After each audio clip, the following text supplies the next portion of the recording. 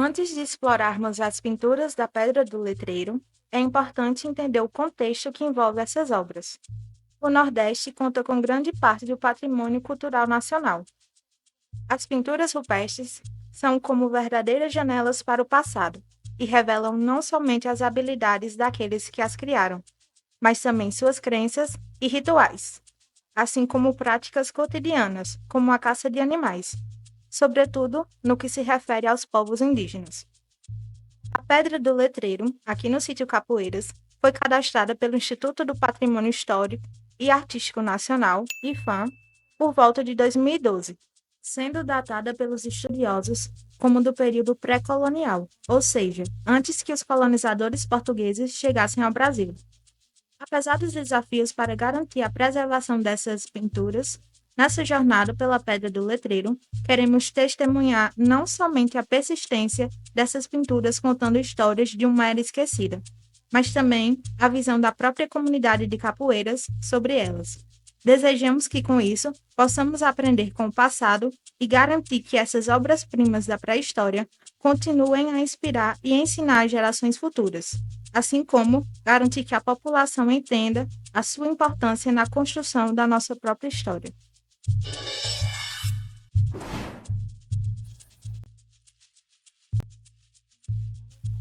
Iniciamos nossa jornada com a chegada à comunidade de Capoeiras, um pequeno sítio no coração de Bernardino Batista, na Paraíba, onde a Pedra do Letreiro se ergue como um portal para o passado e guarda segredos e testemunhos silenciosos de nossas figuras ancestrais.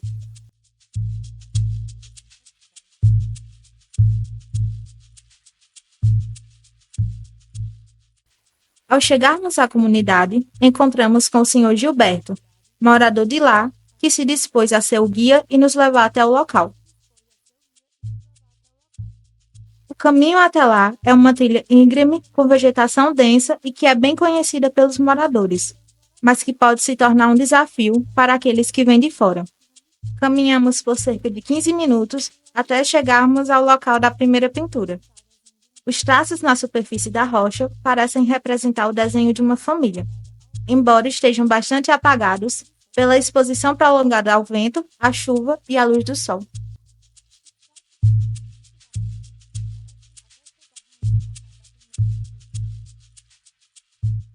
E é interessante que a gente via outras pinturas antes, mas agora é como se elas estivessem se apagando. Adiante, por outro caminho, seguimos em busca das outras pinturas, que se encontram dispostas em um paredão de rocha de aproximadamente 10 a 15 metros de altura. As duas pinturas simbolizavam formas geométricas, sendo que uma delas parece ter sido feita a partir do uso de seus próprios polegares, medindo respectivamente 1,60 m e 1,40 m de altura. Quem nos conta um pouco mais sobre essas pinturas é o professor Matheus Gouveia, da Unidade Acadêmica de Geografia, da Universidade Federal de Campina Grande, campus de Cajazeiras. Bom, as pinturas rupestres são fundamentais, né? Sobretudo para o estudo da geografia. Eu costumo dizer que essas pinturas elas são expressões culturais de grupos que viveram há milhares, dezenas de milhares de anos atrás e permitem que a gente investigue como era esse cotidiano. Então, por exemplo, existem várias evidências da megafauna, da flora, né, de tradições ritualísticas desse grupo. Então, eu acredito que as pinturas rupestres elas são uma espécie de ponte, né, uma possibilidade da gente acessar parte do conjunto de significados, né, da forma de vida desses povos. E é muito interessante, porque aqui no Brasil a gente tem uma série de sítios arqueológicos que nos ajudam a discutir, a investigar, a procurar mais indícios de como era, né? Não só a vida desses povos, mas também o ambiente, o espaço que eles ocupavam. Então, por exemplo, no sítio arqueológico do Boqueirão da Pedra Furada, que fica no Piauí, né, da professora Niede Guidon, é incrível, assim, são milhares de pinturas de tradições e épocas diferentes, então eles conseguem identificar uma diferença cultural no tipo de pintura de grupos que viveram em diferentes épocas. E isso é importantíssimo, é um patrimônio não só cultural, mas histórico, né, do mundo, não só do Brasil, porque no caso da Niede Guidon, ela sugere que algumas pinturas são datadas de mais de 20, 30 mil anos, e isso envolve uma discussão até do povoamento da América. A Niede Guidon sugere, por exemplo, que talvez seres humanos provenientes do continente africano possam ter, né, atravessado o oceano, que tinha um nível mais baixo, e atingido a América, que não pelo Estreito de Bering, né, que é a teoria mais aceita. Então, as pinturas rupestres, elas não só, né, precisam ser valorizadas, como elas devem ser valorizadas, porque é uma oportunidade até da gente entender a nossa história, entender as modificações espaciais, né, os ciclos biogeoquímicos que os diferentes biomas do Brasil já atravessaram. Né, a gente tem aqui no Brasil sambaquis também, né, na região da costa brasileira. Então, é uma riqueza enorme. Tem muita gente que vem de todo canto, Fortaleza, né? Chega aqui por esse lugar nosso e vem com a gente pra cá, tira foto e tudo, né? Dessas pinturas. Perguntamos se ele achava que o documentário poderia trazer mais visibilidade e melhorias para o local. Eu acho que assim ficava melhor, né? Que a gente vem olhar essas pinturas, o povo vai se interessando, né? Manda abrir uma rodagem para ficar melhor, né? Pro povo. Tem muita gente que vem de fora para vir de transporte até aqui, né? E ficava mais fácil do povo vir para reconhecer essas pinturas aí, né? E tá nas redes sociais, né? Também perguntamos sobre a importância dessas pinturas para gerações futuras. Eu acho que é importante, né? Porque a gente vai ficando mais a idade avançada e a gente mostrando para as crianças, um tempo a gente não tiver condição de vir, mas aquela criança sabe, né?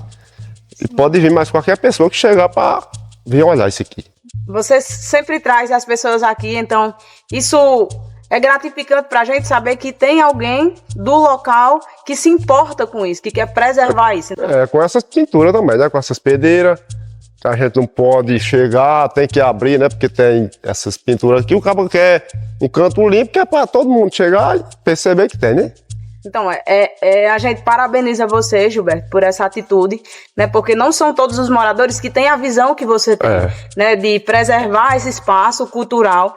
E esse documentário, ele tem justamente essa visão da gente preservar isso aqui e ampliar esse espaço como se um dia ele pudesse se tornar um sítio arqueológico e a gente pudesse trazer turistas de todas as partes do mundo para conhecer essas pinturas. A rocha possui uma abertura que dá entrada a uma espécie de gruta.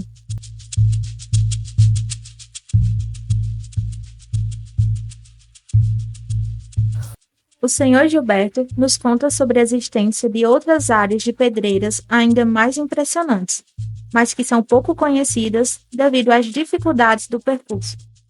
Só que assim, Gilberto, eu digo assim, porque não existe um incentivo ainda para que você possa fazer essas trilhas, para que as pessoas possam chegar a essas outras pedras, né? Porque se existisse financeiro, porque ele não vai deixar de estar trabalhando, né, para adquirir a renda dele, para levar para dentro de casa, para estar produzindo essas trilhas sem nenhum incentivo. É verdade. Não tem como. Nos esgueiramos por uma brecha estreita, onde entrava o pequeno resquício de luz, até chegarmos ao topo, onde a vista parecia ainda mais exuberante. As serras e pedreiras se erguiam, as aves cantavam, e parte da vegetação da caatinga ainda brilhava verde na esperança por mais chuva. Inicialmente, conversamos com o Sr. Zé Tomé, que é proprietário do terreno e também um dos primeiros agentes comunitários de saúde do nosso município. Olha, eu trabalhei 40 anos naquele terreno lá, e todo dia, dizendo assim, todo dia, porque era a roça que eu trabalhava, eu trabalhei de agente de saúde, mas A roça lá, os meus meninos aí, todo dia tava lá, olhando, trabalhando e tudo. Eu acho que aqueles quadros lá, aquelas coisas, feito assim, assim, assim e assim, eu pelejei a vida toda para ver se descobria alguma coisa.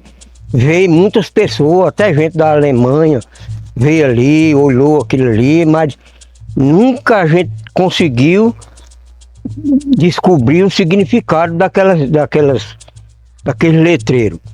Eu acho que ali é simplesmente uma marca dos índios que andaram antigamente ali e pegaram uma tinta, talvez, né? E fizeram aquele letreiro lá. Você já viu lá? Já, a gente já visitou lá, é a segunda vez que a gente vai visitar lá. Aí tem muitas figuras lá, são espalhadas em vários locais. Não, é só em duas partes assim. Lá na pedra, começa de riba, vai até embaixo, mas é só aquilo mesmo. Durante todo esse tempo que vocês trabalharam lá dentro, vocês nunca identificaram em outros locais mais pinturas ou até encontraram objetos? Não, só isso mesmo. Não é uma letra visível para você dizer aqui é a letra A. Não é só aqueles quadrinhos que fica ali com a tinta vermelha, assim, a moda como quem foi do mato, de uma coisa assim. Ali não é feito aquilo ali por gente daqui, dessa nova geração, não. O senhor acha que é importante preservar e cuidar para que aquelas pinturas não desapareçam? Se tivesse um jeito de ter pelo menos uma estrada para lá, uma coisa assim, para ficar assim um ponto de turismo, dizendo assim, né? A gente sabe que essas pinturas elas são muito importantes, né? Porque é através delas que a gente sabe que nós tivemos pessoas antecedentes a nós, né? Que, como o senhor disse, não é A e nem B, mas ali era a linguagem deles. Né? Então... podia até aquelas pinturas, porque tem umas partes nelas que tá querendo apagar, dizendo assim, né? E aí, mas para preservar, eu acredito que se pegar uma tinta das de hoje e passar por lá, eu acho que fica um pouquinho diferente, né? Certo. Tem que preservar do jeito que tá lá. Exatamente. Do jeito que tá lá. Agora, também ela é bom de se querendo preservar, porque ela fica embaixo da pedra assim, ó. Você já viu lá, já foi lá, ela não leva o sol, nem a chuva, a água ainda desce um pouco por lá, porque desce da pedra, que é muito alta, e passa por lá. O senhor sabe de alguma lenda ou história de como surgiu essas pinturas? Quem fundou isso aqui foi os nossos antepassados, sabe? E já existia essas inscrições nessas pedras aí, viu? São uma coisa muito antiga, viu? Porque aqui existia muito índio aqui, né? E aí é coisa deles, né? Aqui tinha muitas coisas como se diz assim, muita cerâmica deles, né? Se encontrava cachimbo, né? Foi encontrado alguns por aí, né? Mas com o passar do tempo, né, o povo agredindo a natureza de forma cruel, né, elas já estão muito desgastadas, né, não sei, precisa de alguma coisa para preservar mesmo, né. Sim. Como o senhor acha que a comunidade ela pode se envolver nessa preservação?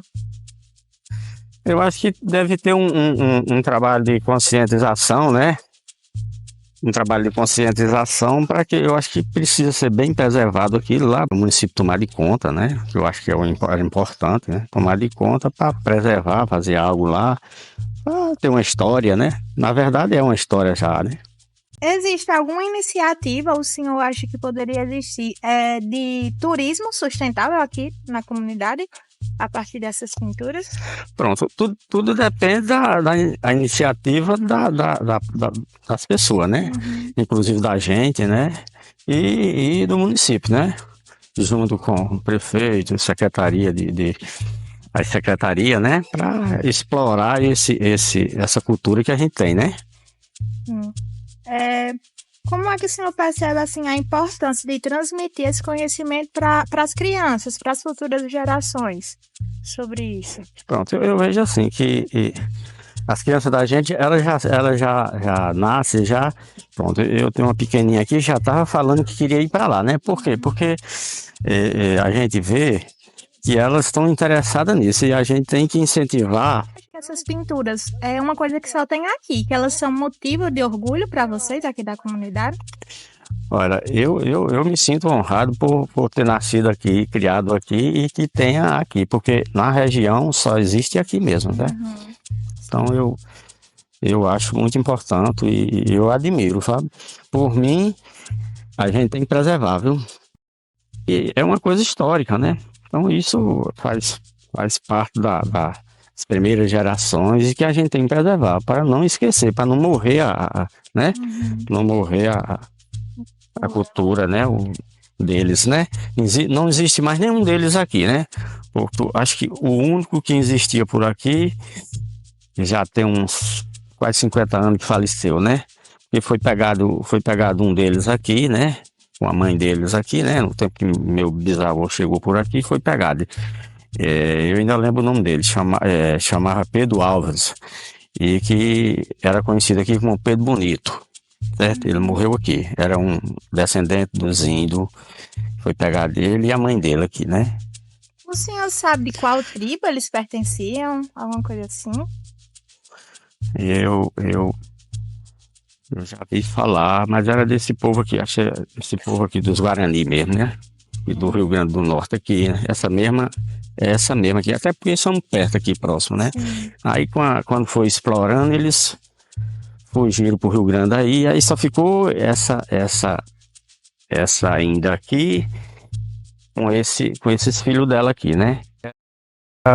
Ele era muito religioso. Muito religioso, acompanhou a gente, ajudou a gente a fundar a igreja daqui. Ele fazia participava da reunião com a gente, né? Ele morreu faz quantos anos? Eu acho que tem uns 40, 50 anos que ele faleceu, certo? Então não existe foto dele, não. Eu acredito que se a gente pesquisar por aí, acho que sim, viu? Porque ele morava, mas uma tia minha que mora aqui em cima. É bem provável que ela tenha alguma foto dele. Em seguida, o senhor Novinho se disponibilizou para nos levar até a casa de sua tia, para tentarmos descobrir mais sobre a história de Pedro Bonito. Então o senhor conhece Pedro Bonito? Sim, muito Fala um bem. pouquinho sobre ele. Ele tinha uma tenda, a tenda dele era assim, debaixo de um padeiro, de um juazeiro desse, no terreiro do meu avô. Ele trabalhava ali fazendo cadeira. Nesse tempo era cama de boneca, tudo isso ele fazia. O sucesso dele era uma roçadeira requebrada. As facas velhas, tudo que coisado. Serrota ele não tinha, fazia tudo nas mãos. Tudo isso ele fazia. Fazia seco, né? Fazia seco, trabalhava nas roças e tudo. Mas aquele dia que ele era família de índio. Aí ele falava sobre a família dele. Não, ele falava só se era assim. Tinha uma irmã dele, chamava Chico Bonito. Morava lá vizinha a ele também, é o meu avô lá. Tinha uma casinha que chamava a casa de Chico Bonito. Ficava aqui. Ficava lá na casa encostada da meu avô, ficava pertinho. A distância da casa dele morar para essa dele, do irmão dele, Chico Bonito, é como dessa casa aí. A distância era assim. O senhor chegou a conhecer a mãe dele? Não, conheci não. Quando cheguei a ser que entender no mundo, ele já era meio idoso já. Ao abrirmos portas, também abrimos nossos corações para a sabedoria daqueles que vieram antes de nós. Cada foto é uma testemunha silenciosa e uma jornada. Jornada esta que não teria sido possível sem o caloroso acolhimento e colaboração de todos. Agradecemos a cada pessoa que compartilhou suas histórias, conhecimentos e permitiu que nossas lentes capturassem a riqueza cultural e histórica que essas pinturas representam. A conscientização gerada por este documentário é um apelo para que todos se tornem guardiões desse patrimônio único. É um chamado para reconhecermos a importância de nossas raízes e a responsabilidade que temos de preservar e valorizar essa herança. Que este documentário sirva como uma homenagem sincera aos povos tradicionais e como um lembrete para darmos continuidade de uma história que é e sempre será nossa. No contexto desse documentário, é importante reconhecer que o termo índio, amplamente utilizado, não visa desrespeitar a dignidade dos povos indígenas. Contudo, é muito importante entender que essa terminologia é uma das muitas influências deixadas pela colonialidade. Nosso objetivo é promover o respeito e a compreensão das culturas e tradições dos povos originários, reconhecendo sua diversidade e contribuição para a história e arte das pinturas rupestres.